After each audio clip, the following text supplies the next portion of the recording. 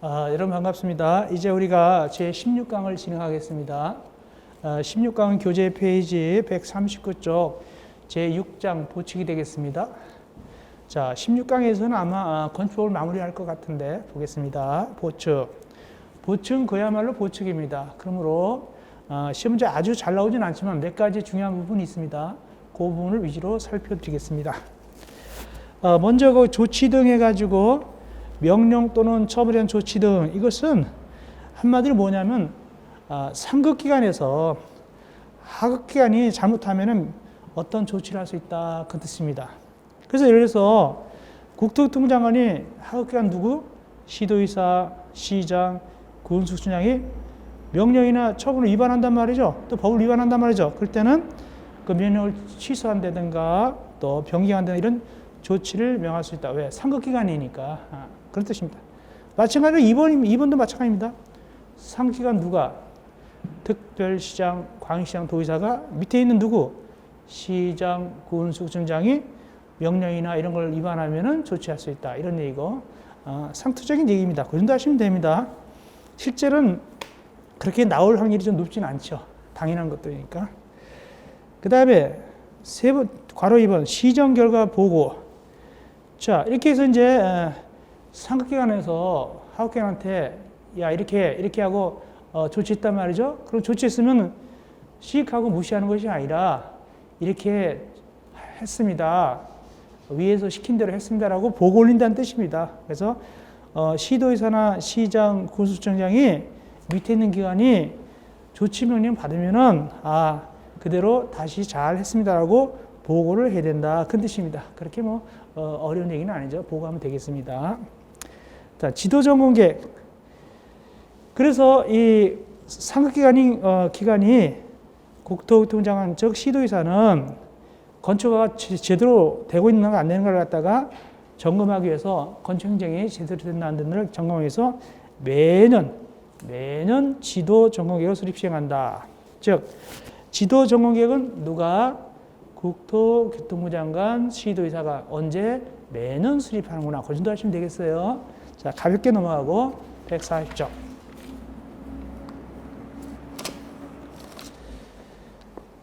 가만히 보니까 위에 3번 건축위원회 심의 취소 등 조치. 가만히 보니까 국토교통부 장관이나 시도의사가 자기네 속해 있는 건축위원회 심의가 뭔가 좀 잘못됐어요. 그 건축위원회는 국토교통부 장관한테 소속은 중앙건축위원회잖아요. 그리고 시도의사 소속은 시도건축위원회가 있는데 얘네들이 하는 걸 보니까 문제가 많아요. 법도 위반하고 조례 위반했다. 그럴 때는 어떻게 할 수 있다? 역시 조치를 할 수 있다. 같은 얘기입니다. 비슷한 얘기입니다. 그래서 그 하급기관에 대해서도 조치할 뿐만 아니라 건축위원회, 소속인 건축위원회가 잘못해도 조치를 할 수가 있어요. 이렇게 하시면 되고. 그 다음에 보고와 검사 등 그냥 넘어가도 괜찮겠어요. 그건 넘어가도 괜찮고. 이어서 140쪽 2번 위반 건축물에 대한 조치 등 거기 20회 기출 나왔죠? 옆에. 그건 나왔어요. 그렇게 어려운 얘기는 아니에요. 이런 거예요. 허가건조는 이 법이나 명령에 따른 처분에 위반되는 대지나 건축물에 대하여 이 법 또는 허가 따른 승인을 취소하거나 그 건축물을 건축주 등등 즉 건축주, 공사, 시공자, 현장 관리인, 소유자, 관리자, 점유자 이를 갖다 뭐라 부르냐면 건축주 등이라 불러요. 건축주 등. 그래서 건축주 등은 누구 기한다? 건축주, 공사, 시공자, 현장 관리인, 소유자, 관리자, 점유자에게 잘못했으니까 공사 중지를 명하거나 일정한 기간을 줘가지고 야 건물을 철거해, 해체, 개축해 등등등 조치를 명할 수 있다. 누가? 허가권자가. 그리고 특별히 2번 허가권자가 허가나 승인을 취소하려면 없애버리려면 그때는 뭐 해야 된다? 청문을 실시한다. 변명의 기회를 줘야 돼. 청문 절차를 실시합니다. 무조건 하는 것이 아니라 얘기를 들어봐야 돼요. 청문 절차를 실시합니다. 그렇게 하시면 되겠습니다. 그 다음에 이제 실질적으로 나온 건 2번이 많이 나와요. 2번이 한 2번 정도 나왔어요. 2번이. 요건 요건 나올 수도 있어요. 가만히 보니까 허가권자 보니까 이 승인이 취소된 건축물이라든가 잘못 또는 시행령을 받고 이행하지 않더란 말이죠. 그럴 때는 관계기관에다가 거기 영업 허가 내주지 마세요. 식당 허가 내주지 마세요. 또 여관 허가 내주지 마세요. 또 체육관 허가 내주지 마세요. 이렇게 요청할 수 있어요. 즉 허가, 면허, 인가, 등록증 등을 하지 않도록 요청할 수 있어요. 그러면 그 요청받은 그 기관은 요청에 따라야 되는 원칙인데 그런데 좀 봐주는 게 있다. 그 봐주는 게 나왔어요. 봐주는 게 시험제. 어떤 걸 봐느냐.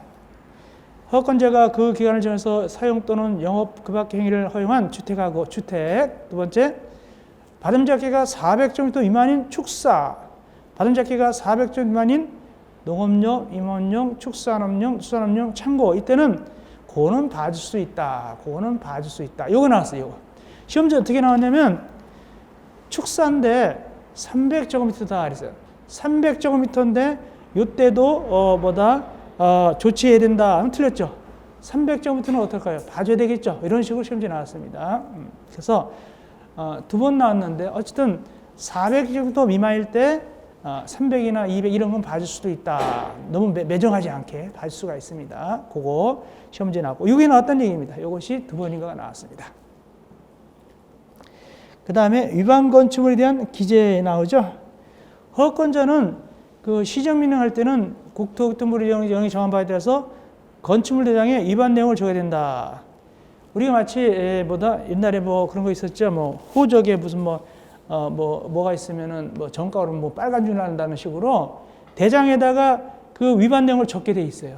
그래서 건축물 대장 떼보면 여기는 옥탑방이 불법 건축 이렇게 써놨단 말이죠. 이런 식으로 돼 있단 말이죠. 그렇게 건축물 대장에 위반 내용을 적도록 되어 있습니다. 그다음 위반 건축물에 대한 조사 및 관리.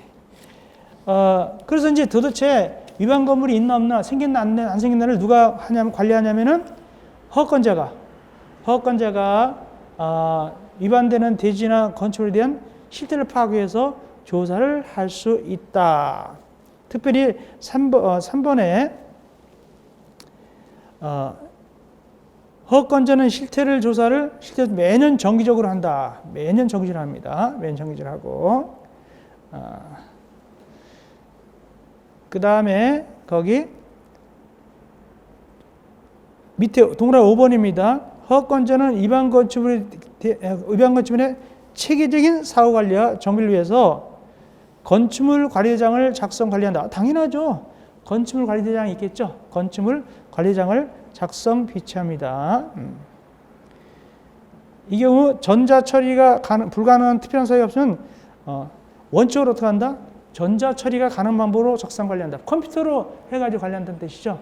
이게 딱 엔터 들어가서 눌러 들어가면 딱 금방 알 수 있게끔 이렇게 관리해야 된다. 그런 내용이 되겠습니다. 자, 그 다음에 그건 그 정도만 보셔도 될 것 같아요. 볼까요? 권한의 위임. 이것도 좀 그런데요. 자, 권한의 위임. 일을 맡긴다는 뜻이죠. 즉 상급기관이 하급기관한테 맡깁니다. 어떤 걸 맡기게 됩니까? 거기 국토교통부 장관은 특별 건축구역 지정 변경 해제 가능한 과정을 누구한테 위임할 수 있다? 시도지사에게 위임할 수 있다. 국토교통부 장관이 직접 하는 거 빼놓고 나머지는 위임할 수도 있습니다. 그래서 특별 건축구 지정을 갖다가 시도지사에게 위임할 수도 있다. 이 정도 하시면 되겠습니다. 그다음 대집행 특례. 대집행 특례는 시험지에 나오진 않았지만 문제집 같은데 혹시 어렵게 나온 적이 있어요. 모의고사 같은 데서. 그게 뭔 소리냐? 대집행 특례는 뭐냐면은 원래 대집행 하려고 그러면 미리 예를 위반 건축물 소유자다 그러면 건축주한테 미리 알려줘야 돼요. 야, 이거 철거하세요. 고치세요. 하고 미리 문서로서 알려줍니다. 미리 계고합니다. 사전에 알려줘요. 계고하고 그래도 말 안 들으면 와가지고 누가 요즘 말로 용역이죠. 용역. 이게 대집행입니다. 이제 대집행이라는 것은 원래 누가 하는 것이다? 행정기관이 하는 거예요. 행정기관이. 근데 행정기관이 공무원 수가 모자라니까 누구를 삽니까? 용역을 동원하죠. 그러니까 이 용역은 행정기관의 수정 역할을 하는 거예요, 결국에는. 그래서 와가지고 이렇게 트럭 싣고 와가지고 사람들 와서 막 때려 부시잖아요. 이게 대집행인데, 근데 원래 이렇게 대집행 하려고 한다 하더라도 일정한 절차, 즉 사전 계고 미리 알려주란 말이에요. 통지를 해줘야 돼요. 그리고 난 다음에 어떻게 한다? 그러고 난 다음에 안 하면 이제 대집행하게 되는데, 사람 동원해서 대집행이 되는데, 근데 불가피한 경우는 미리 알리지도 않고 대집행할 수 있다. 부실 수 있단 말이죠. 막 철거하고 그러잖아요. 미리 알리지도 않고. 그래서 몇 번 이렇게 얘기했다 안 들으면은 갑자기 밤 12시에도 가고 막 그러잖아요. 그죠? 새벽에 막 출동해가지고 막, 이렇게 대집행하죠. 이렇게 할 수 있다는. 그래서 그럴 때는 대집행 중 특례라는 건 뭐냐면 사전 계고 통지 절차를 거치지 않고 미리 알리지도 않고도 갑자기 가가지고 목적을 달성할 수 있다. 다만 이런 경우를 하더라도 민주국가니까 다만 대집행은 건축물의 관리에 필요한 최선도에 그쳐야 된다. 최선도에. 예를 들어서 그 위반 건축물로 부셔야 되지 옆에 건물까지만 부셔버리면 안 되게 되겠죠. 그래서 그렇게 최선도로서 그 부분만 대집행이 된다. 이때는 특례에 의해서 미리 알린다 안 알린다? 급한 경우 안 알리고 한다. 그래서 특례입니다. 안 알리고 한다. 어떤 급한 경우가 있을 때 거기가 바로 5가지가 나옵니다. 요럴 경우에 미리 안 알리고도 할 수 있다. 첫째 뭡니까? 재해가 발생할 위험이 절박하다. 막 무너지고 있는 거예요. 막 홍수나 무너지고 있어요. 이때는 그거 할 수도 있겠죠. 두 번째, 건축물의 구조 안전상 심각한 문제가 있어 붕괴 등 손괴 위험이 예상된다. 이런 경우도 있겠죠. 등등 할 때 미리 할 수 있고. 뭐가 많으냐면 4번 같은 게 많아요. 4번 같은 게. 도로 통행에 현저하게 지장을 주는 불법 건축일 때 뭐가 생각납니까? 옛날에 포장마차나 이런 거 같은 거 있잖아요. 이런 거. 막 싸우고 옛날에 많이 싸웠죠. 요즘은 어떻게 정리가 되는지 싸우질 않더라고 보니까. 막 목숨 내놓고 막 싸우고 그랬는데 막 들어놓고 막 그랬는데. 자, 이런 같은 거. 이런 거 모두 몇 가지? 5가지 할 때는 정식 절차를 걸치지 않는다. 일부 생략하고, 특별히 사전 통지 절차를 생략하고 할 수 있다. 그 뜻입니다. 그렇게 이해하시면 되겠네요. 다음, 지역 건축 안전센터. 지역 건축 안전센터는 누가 설립하느냐를 보시면 되겠습니다. 시도의사 또는 시장, 군수구청장이 지역 건축 안전센터 든다. 왜 둘까? 네 가지.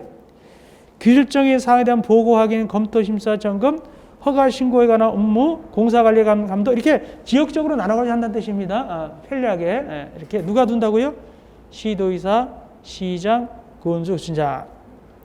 그래가지고 이제 이걸 하려면은 알아야 상담도 하고 알아야 어떤 걸 하죠. 그래서 이번에 보니까 체계적인 업무를 위해서 거기 건축사 또는 기술사 등을 전문 인력을 배치된다. 알아야 상담해주고 뭐 할 거 아닙니까? 그런 뜻입니다.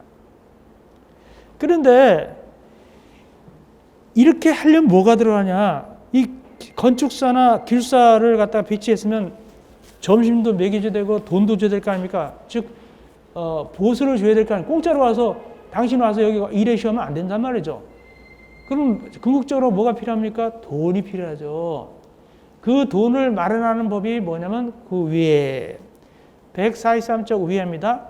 건축안전특별회계. 요 돈 가지고 충당하는 거예요. 그래서 건축안전특별회계는 뭐 하려고 한다고요? 지금 말은 지역건축안전센터 설치 운영하려고 돈 들어가니까 이 건축안전특별회계를 설치 운영한다. 누가 할까요? 당연히 시도의사, 시장, 군수, 구청장. 그러면 이 돈을 가운데 박스, 위에 박스, 그럼 이 돈을 어디서 마련하냐? 돈을 어디 땡기느냐? 돈을 땡기는 건 거기 기역부터 미음까지 있죠? 일반 회계로부터 전입금, 리은의 건축가 등의 수수료 중 해당 지방세 조례로 정하는 비율의 금액 등등 해가지고 그 돈을 땡겨다가 이건 보면 돼요. 그걸 외울 건 아니고. 여기까지 다 외우라면 한이 없죠. 이 정도 아시는데 이 돈을 땡겨다가 어디다 쓰느냐? 바로 밑에 박스 3번. 지금 얘기한 지역건축안전센터 설치 운영에 필요한 경비, 지역건축안전센터의 전문인력 배치에 필요한 인건비 이런 등등 있죠. 당연히 이런 데 써야 되겠죠. 그러면 사실상은 우리 머릿속에 남은 뭐가 남냐면은 지역건축안전센터하고 건축안전특별회계는 누가 설치하고 운영한다고요?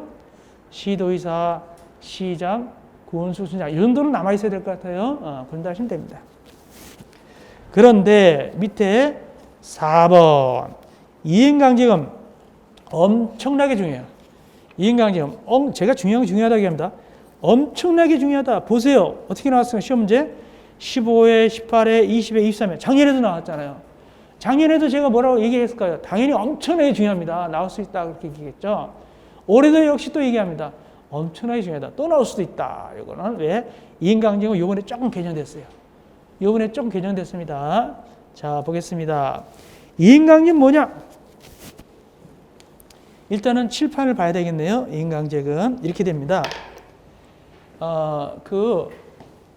건축법 같은 걸 위반하면 벌칙으로서 벌칙이 있는데 뭐가 있냐면은 행정 벌이 있고 집행벌이 있어요. 집행벌. 행정벌은 두 가지가 있어요. 형벌하고 행정 질서벌이 있죠. 그러면 행정형벌의 대표적인 게 뭐냐면 징역이에요. 그리고 또 뭐가 있냐면 벌금이 가장 대표적으로 나와요. 행정형벌은. 이건 법원에서 매기는 건데 정가가 올라요. 정가. 정가 이건 별이 오르는 거예요. 이게 별이 오르는 거예요. 근데 행정질서벌은 뭐냐? 소위 과태료예요. 과태료. 이건 좀 약한 거죠. 과태료입니다. 그리고 또 집행벌이라는 게 있어요. 집행벌은 뭐냐면은 이 행정벌은 말이죠. 과거에 대한 벌칙이에요. 과거에 대해서 잘못한 거에 대해서 회초리 때리는 게 행정벌이고, 근데 집행벌은 말이죠. 앞으로 잘하라고 하는 거예요. 즉 이게 뭐냐면 여기 있는 이행강제금. 그러니까 쉽게 해서 행정벌은 너 지난번에 집 잘못 졌지? 벌금만 먹어. 이렇게 되는 거예요. 이게 행정벌이에요. 근데 집행벌 이행강제금은 너 집을 갖다가 너무 크게 졌구나. 고쳐. 하고 안 고쳐? 매겨요. 또 고쳐. 안 고쳐? 또 매겨요. 이게 계속적으로 매기는 거예요. 이행강제금. 그래서 이행강제금은 뭐냐? 반복성을 특성으로 한다. 반복성이 중요하다. 그리고 요거는 한 번 처벌하면 또 처벌 못 해요. 이거 우리가 학교 때 배웠는데 이거 뭐라 하냐면 일사부재리 원칙.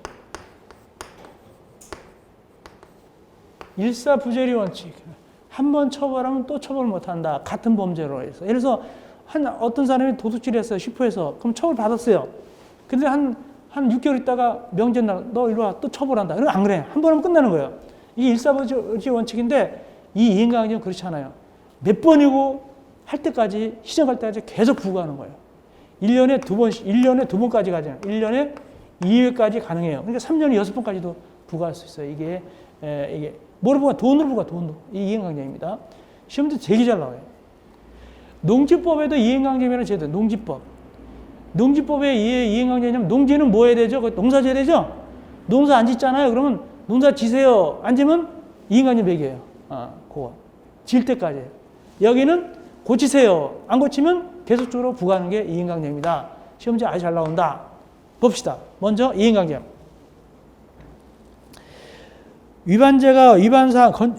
건축법 위반자가 시정명령을 받은 다음에 이행하지 않을 경우 시정이 이루어질 때까지 반복해서 부가 징수함으로써 행정처분으로서 실효성을 확보하기 위해 마련된 제도다. 즉 반복적 부가예요. 반복적 부가. 그리고 이미 시험 문제 중하시도 나왔어요. 이렇게 나왔어요. 이렇게 반복해서 부과하는 걸 뭐라고 하냐? 이행강제금. 정말 것도 나왔어요. 되게 쉽게 나왔죠. 이행강제금. 그런 것도 나왔고. 넘어갑시다. 144쪽. 그럼 얼마를 부과하느냐? 왜 부과하느냐? 제일 왜? 원칙. 왜 부과할까? 허권자가 시정료는 했어요. 근데 건축주가 시정료 받고도 안 하는 거예요. 기간 정해놔. 야, 언제까지 고쳐? 근데 안 한단 말이죠. 그럴 때 부과한다. 그것이 바로 1부과 대상이에요. 고치세요. 안 고쳐? 부과한다. 그런 뜻입니다. 얼마를 부과하냐? 2번입니다. 얼마 부과하느냐? 네 가지입니다. 건폐율 오바, 용적률 오바, 무허가, 무신고 네 가지. 건폐율 오바, 용적률 오바, 무허가, 무신고 요거 요 네 가지는 기본이 얼마냐? 1제곱미터의 시가 표준액의 100분의 50, 100분의 50에 면적을 곱해요. 그 다음에 다시 또 대통령령으로 저는 비율을 곱하게 되는 것입니다. 자, 부가기준 보겠습니다. 부가기준 두 가지가 있어요. 부가기준은 두 가지가 있다. 하나는 뭘까요? 제일 위에 있는 거 기억. 기억이 뭐라고 그랬죠? 시가 표준액 1제곱미터 시가 표준액 1제곱미터 시가 표준액 곱하기 얼마? 100분의 50 곱하기 대통령령으로 정하는 거.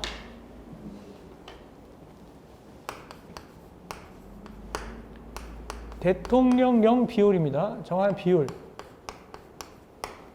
대통령령으로 정한 비율이 몇 가지가 있습니까? 박스입니다. 몇 가지가 있죠? 거기 100분의 80, 100분의 70부터 100분의 100까지 있죠? 네 가지. 100분의 70부터 100분의 100까지를 곱하게 되는 거예요. 그래서 네 가지는 1제곱부터 시가 표준에다가 100분의 50 곱한 다음에 그 다음에 면적 여기 면적 곱하죠. 면적 곱한 다음에 다시 뭐 곱하고 대통령령으로 저는 비를 곱한단 말이죠. 이렇게 된단 말이죠. 근데 이제 요거 곱하는 거 요것이 중개사 시험이나 중개사 시험.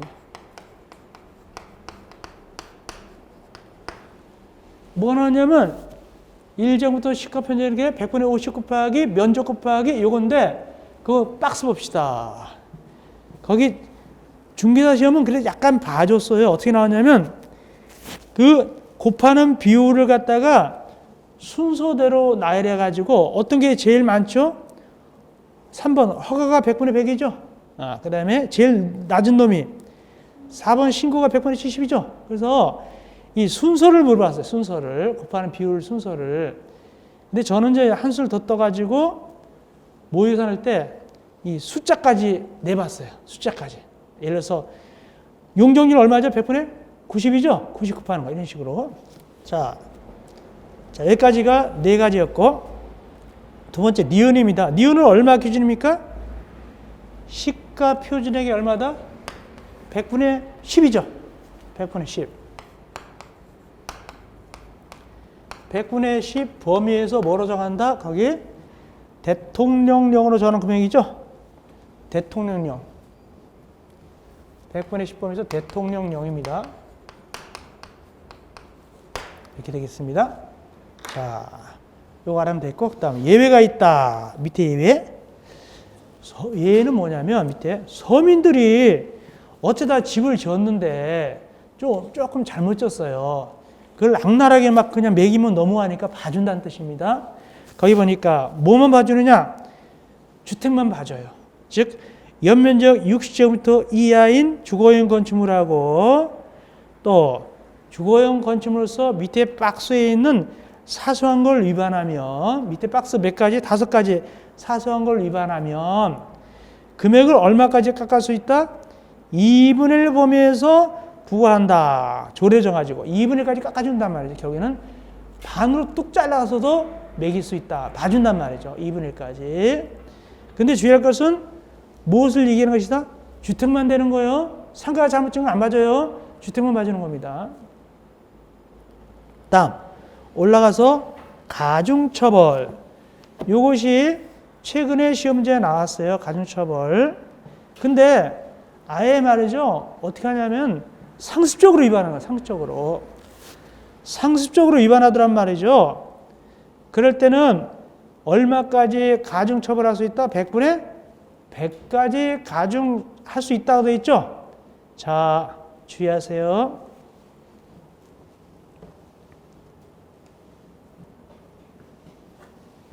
2021년 1월 21일자 다 정리하라고 그랬죠? 1월 21일자죠? 보충자료. 그때 정리 다 해오라고 그랬어요. 1월 21일자 보니까 여기 뭐로 고치라고 했냐면 페이지 145쪽에서 위에서 거기 가중할 수 있다를 뭐로 고쳐야 된다? 가중하여야 한다로 변했어요. 강제로 변했습니다. 가중하여야 한답니다. 이제는 가중하여야 한다.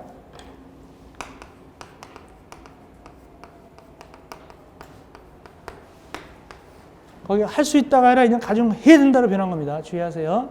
가중하여야 한다. 그걸 고쳐야 됩니다. 이제는. 이번에 개정된 거예요. 그러니까 100분의 100까지 가중해야 된다. 해야 된다. 더 강해진 거예요? 약해진 거예요? 더 강해진 거예요. 이런 거 예를 들어서 이렇게 해봅시다. 예를 들어서 이렇게 해봅시다.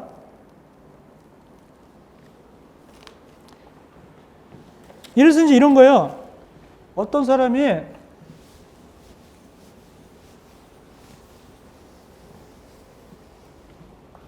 여기 이제 도로가인데 여기다가 이 양반이 남양주 같은 데가 많은데 남양주 같은 데 봤는데 여기 이제 뭘 지어가지고 창고를 지어가지고 이렇게 이제 임대를 받아 먹어요.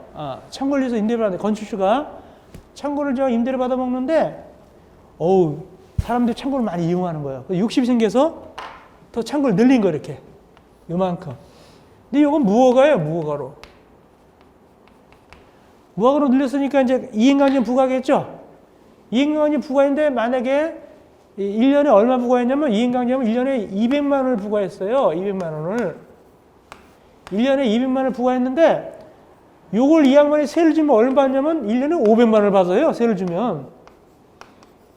그러면 200만 원 이 이행강제 내고도 300만 원 남잖아요. 그렇게. 그러니까 이렇게 영업적으로 사업적으로 이렇게 하는 거예요. 까짓거 돈 내지 뭐. 내고 그냥 하는 거예요. 이렇게 하는 거. 그런 걸 막기 위해서 얼마까지 부과한다고? 몇 배까지? 2배까지 부과해야 돼요. 100분 100은 2배까지, 가중은 2배까지 부과한다는 뜻입니다. 그렇게 2배까지 부과하는 내용이 모두 몇 가지 있다 거기? 박스 안에 모두 5가지다. 5가지가 2배까지, 100분의 100까지 가중하여야 한답니다. 가중해야 된다. 거기 나오죠.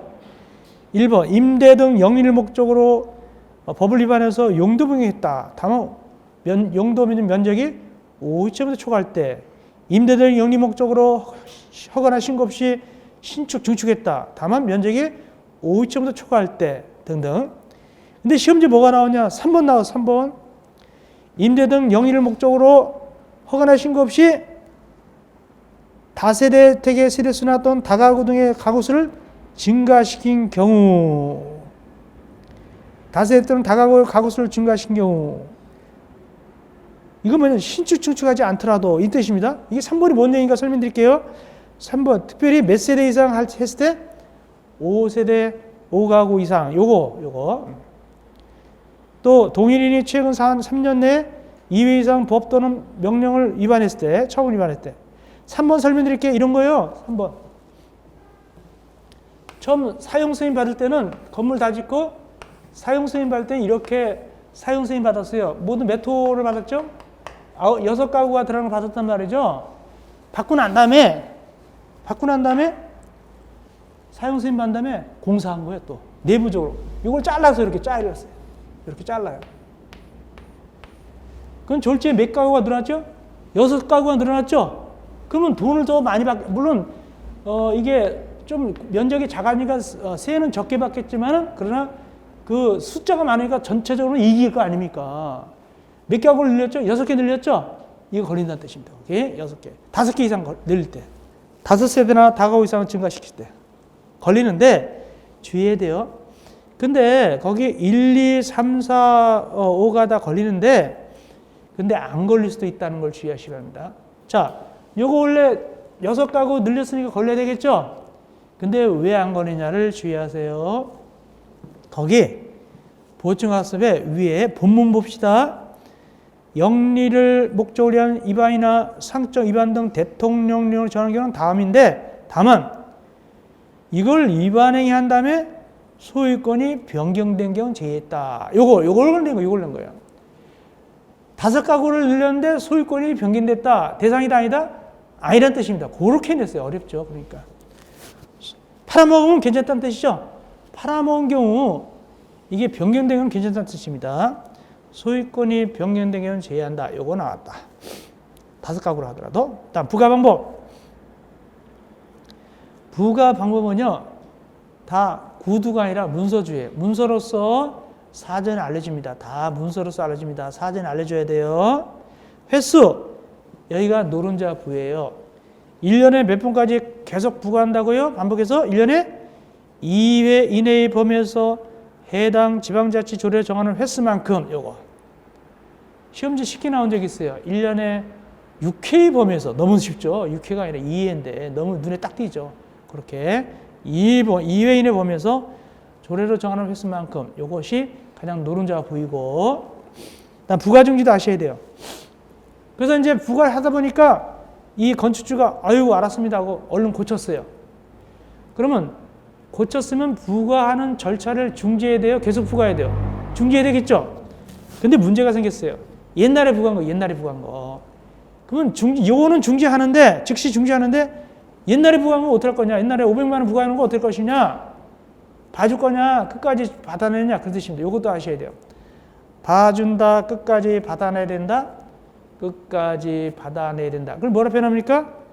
이미 부과된 이행강점은 징수하여야 한다. 이렇게 표현합니다. 이런 것도 나와요. 고안하세요. 넘어갑시다. 강제징수. 돈을 안 내네? 그럼 바라보고 있으면 되겠습니까? 안 되죠. 146조 위에 강제로 징수합니다. 안 내면은 어느 법에 따라서 강제로 징수하냐?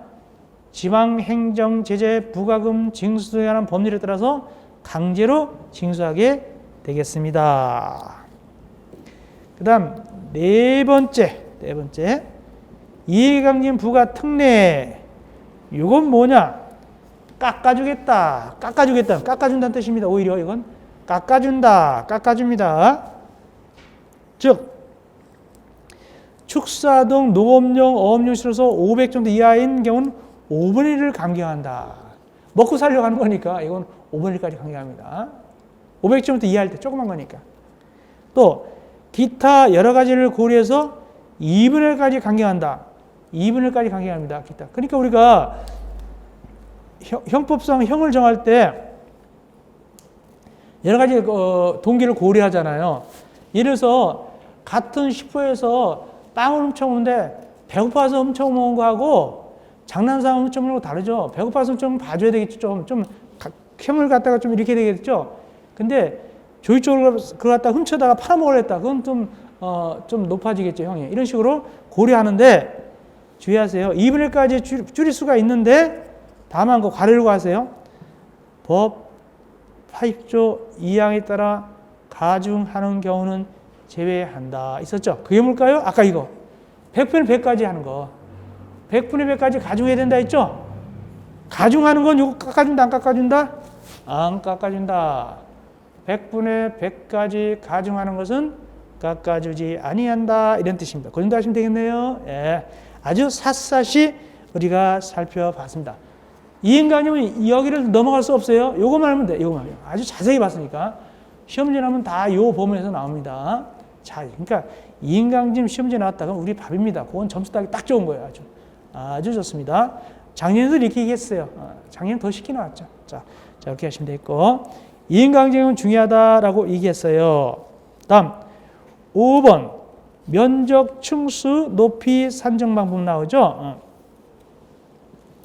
여기서도 한 문제 정도 나오는 경우가 있어요. 한 문제 정도. 여기서도 한 문제.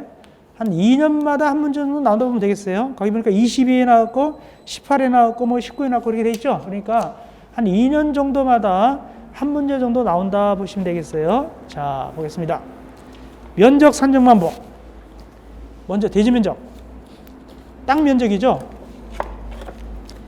대지 면적은 어떻게 계산하느냐? 수평 투영 면적이다. 수평 투영 면적이라는 것은 이렇게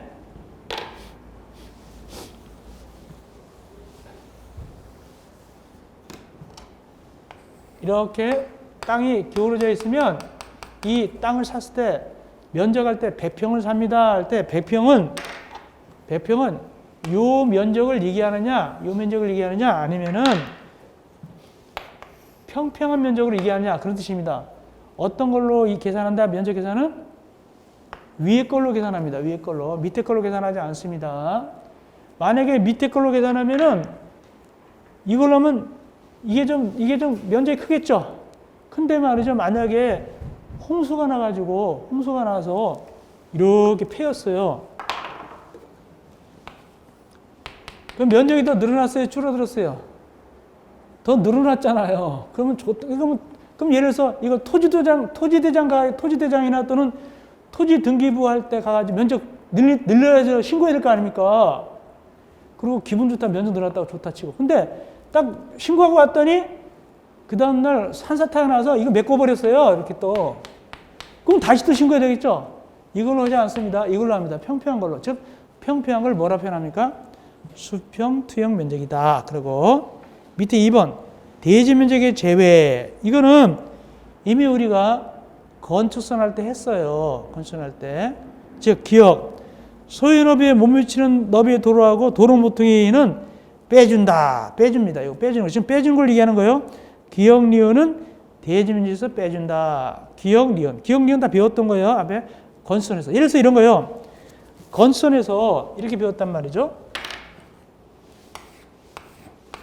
이렇게 쓰면 만약에 건선을 갖다 이렇게 뒤로 후퇴한다. 그러면은 건물을 어디다 짓고 이렇게 짓게 되죠. 그러면 요거 어떻게 하나 요거 뺀다. 그래서 뺀다고 얘기했어요. 이거 빼는 걸 얘기하는 겁니다. 두 번째, 니은도 마찬가지죠. 대지에 도시공객시설인 도로공원 등이 있다. 대지에 말이죠. 대지가 있는데 대지에 이렇게 도로가 지나간다. 이렇게. 이거 대지로 잡아야 되겠어요? 빼야 되겠어요? 빼야 되겠죠. 그런 뜻입니다. 그런데 시험지에 나오진 않겠지만 조그만 글씨가 있어요. 거기 좀 어려운 얘기인데 그래도 좀 설명을 드려보겠습니다. 어려운 거. 그 밑에 조그만 거. 국토법상 47조 7항에 따라 건축물 또는 공작물을 설치하는 도시공객시설의 부지는 제한다. 이렇게 나오죠? 이건 굉장히 어려운 얘기인데 실제 나오진 않겠지만 그래서 설명을 드릴게요. 혹시 몰라서. 이게 뭐냐면 이런 거예요.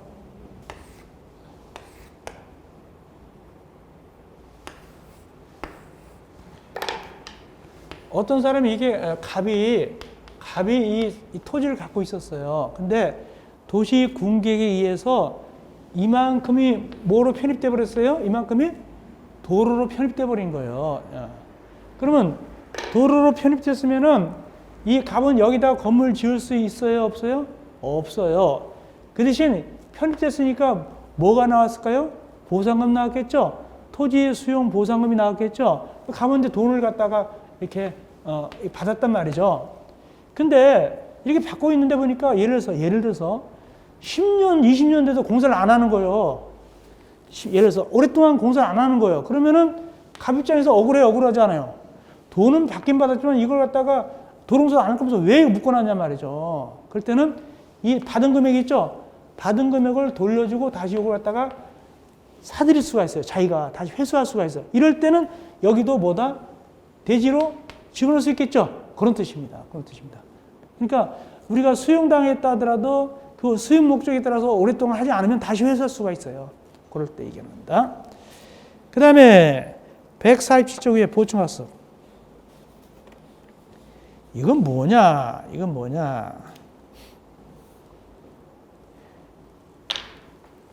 이것도 했던 것인데 이런 겁니다.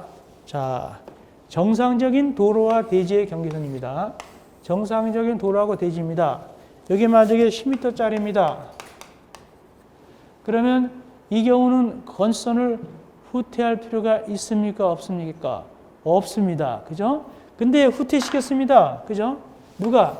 그분들이 후퇴시켰습니다. 몇 미터까지 후퇴시킨다고 그랬죠? 4m까지 앞에서 건선에서 배운 거예요, 다. 그러면 4m까지 후퇴시켜 여기다 건물 짓게 되면 이거 후퇴시킨 거 이거는 여기처럼 빼는 게 아니라 이건 대지 면적이 잡습니다. 이건 잡습니다.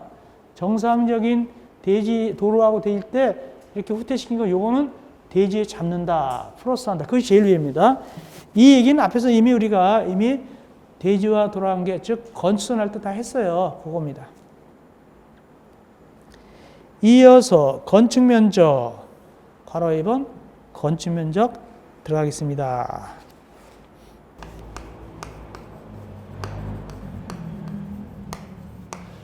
건축 면적의 가장 큰 특징은 뭐냐면요. 특성이 뭐냐? 우리가 피노키오 그럼 뭐가 가장 큰 특성입니까? 코가 나오죠. 이렇게 그죠? 거짓말할 때마다 코가 나오는 게 피노키오죠. 요놈의 특성은 뭐냐면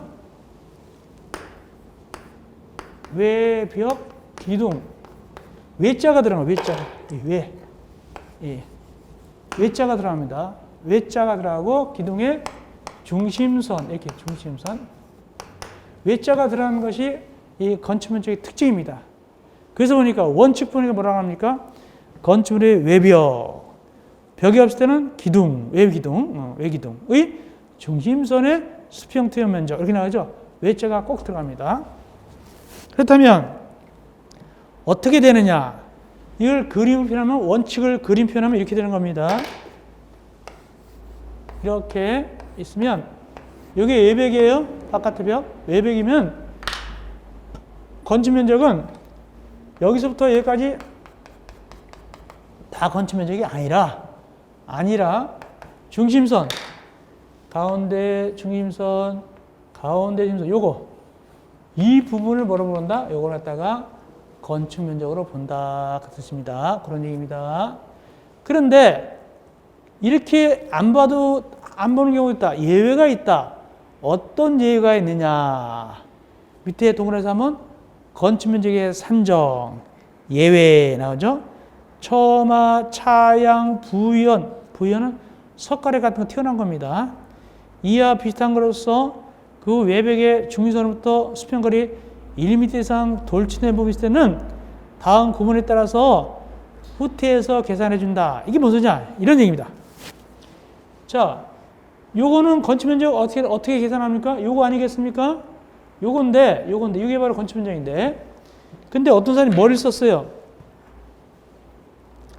자, 요거 외벽이다. 그러면 이게 대지고, 그럼 당연히 건축 면적 어떻게 계산합니까? 중심선. 요게 건축 면적 돼야 되겠죠? 근데 이 부분 말이야, 머리를 써가지고 이렇게 만들어 봤어요. 그래 놓고 요걸로 건축 면적 봐달라는 거예요. 이건 안 됩니다. 이건 안 됩니다. 이렇게 기둥을, 이렇게 지붕을 크게 해놓고 이걸 하면 안 돼요. 이건 다 수치를 쓰고 있잖아요. 그래서 이럴 때는 여기 중심선이 아니라 각각 보통 몇 미터? 1m를 후퇴하고 나머지는 어떻게 한다? 나머지는 다 어떻게 한다? 건축 면적으로 잡아야 돼요. 잡아야 됩니다. 그래서 그 내용이 그 박스인데 여기까지 나오진 않았는데 박스 보니까 제일 밑에 비읍이 가장 일반적인 건물입니다. 몇 미터라고요? 1m까지 봐주게 되는 것이죠. 1m 뺀 다음에 다 쳐야 된다 뜻입니다. 그랬더니 누가 왔냐면 디귿입니다. 디귿 보니까 한옥이 와가지고 얘기하기를 한옥이 와가지고 막 억울하다고 얘기하는 거예요. 뭐냐, 한옥이 와가지고 저는 이렇게 밖으로 좀 튀어나와야 되거든요. 이거 튀어나왔다고 해서 여기서부터 하면 되겠습니까? 봐주세요. 한옥 저는요 1m만 빼준다고요? 1m 빼준다고 했잖아요. 그러니까 저는 원래가 튀어나와야지 되는 놈이니까 좀 많이 빼주세요 하니까 그래 너는 2m 빼줄게. 그래서 여기 한옥은 2m 빼주고 2m 나머지 어떻게 한다? 나머지는 다 이렇게 건축 잡고 이런 식입니다. 그랬더니 기억에 또 억울하다고 하는 놈이 있어. 제일 위에 기억입니다. 큰 절의 대웅전이 말이죠. 기억에 큰 절의 대웅전이 저하고 한옥하고 같이 취급할 겁니까? 저는 2m 못하겠어요. 전 대웅전이잖아요. 한옥을 어떻게 같이 취급해요? 튀어나왔는데. 그래 너는 4m까지 빼줄게. 4m 이하 빼주고 나머지 건축 잡 이런 식으로 되는 거예요. 그런 식으로. 나머지 다 그런 식으로 생각하면 됩니다. 그렇게 되겠습니다. 그러니까 예를 들어서 거기 니은 같은 데 보면은 사료, 투여, 가축 이동 및 가축 분뇨 유출 방류에서 첨화, 차양, 부연 그 밖에 비슷한 것이 설치된 축사. 그러니까 축사가 있으면은 이런 거예요. 이렇게 축사가 있는데 여기가 이제 축사입니다. 근데 이만큼 축사가 여기 튀어나왔어요. 이만큼 여기 왜냐면 사료 같은 거 넣으려고 어떤 기가 이렇게 집어넣고 하려고 들어가 있어요. 이런 게 튀어나왔어요. 이렇게. 그럴 때는 몇 미터까지 봐주겠다고? 3미터까지. 3m 이하까지 봐주겠다. 그런 뜻입니다. 그런 식으로 하는 거예요. 또 리얼. 환경 친화적 거기 나오죠? 환경 친화적 거기 가지고 신재생 에너지 설비를 설치해서 첨화, 차양, 부연 그 밖에 비슷한 튀어나온 것이에요. 튀어나온 거 설치하는 것으로서 인증받은 건축물 나오죠. 자, 이때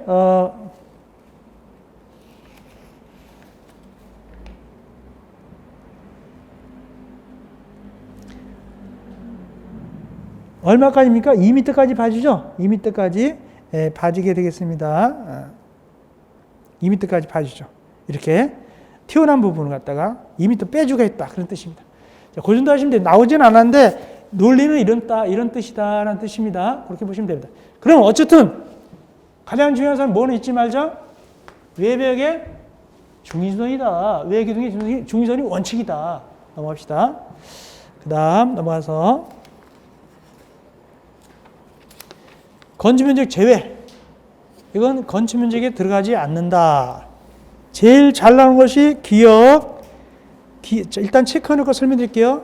기역, 니은, 디귿, 그 다음에 미음 나왔고, 기역, 니은, 그 다음에 디귿, 미음 설명드릴게요. 기역, 니은, 디귿, 미음. 기역. 지피면 1m 이하인 부분은 건축면적이 안 들어간다. 이게 무슨 소리냐? 이거 주의하세요. 건축물이 난장이 건물이에요. 난장 건물. 그래서 이제 이렇게 토지가 있으면, 대지가 있으면 건물을 지을 때 난장이 건물 지은 거예요. 이렇게.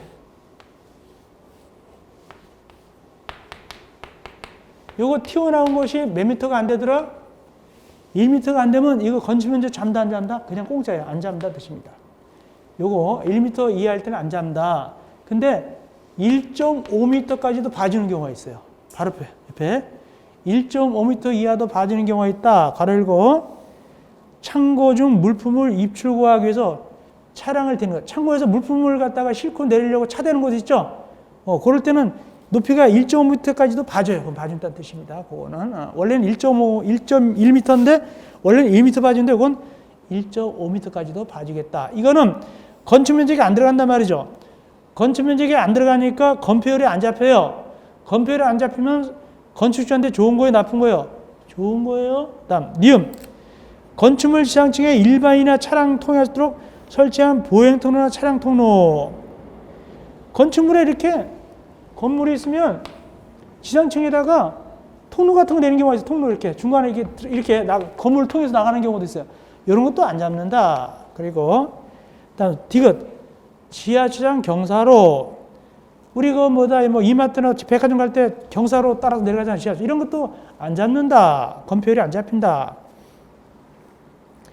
그 다음에 미음. 생활 폐기물 보관시설. 즉 음식물 쓰레기통. 헌호통 있죠? 헌호통이나 음식물 쓰레기통 있잖아요. 그것도 공간 차지하고 있잖아요. 그 건축법상 건축 면적 잠다 안 잡는다? 안 잡는다. 안 잡는다. 그 뜻입니다. 그 다음에 나오진 않았지만 하나 더 봐드릴게요. 거기 비읍 봐드릴게요. 비읍 봐드리겠습니다.